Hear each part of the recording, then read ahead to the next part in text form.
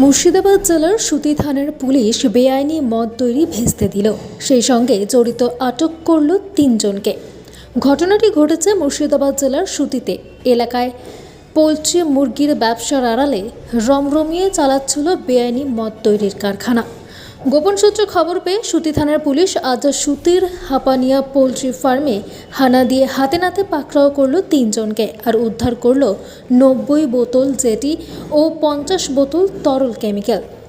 Police সূত্রে জানা যাচ্ছে, বেশ কিছুদিন ধরেই খবর ছিল সুতি এলাকায় একটি পোলট্রি ফার্মে বেআইনি মদ তৈরির কারখানা চালানো হচ্ছে। সেই মতে আজ সেই হাপানিয়া পোলট্রি ফার্মে হানা দিয়ে বিকাশ বাড়ি হাপানিয়া, বরুণ বাড়ি লক্ষ্মীনারায়ণপুর এবং হৃদয় বাড়ি দফাহাটে এই ৩ জনকে মুরগির ঘরের ভেতর থেকে হাতে নাতে পাকড়াও করে।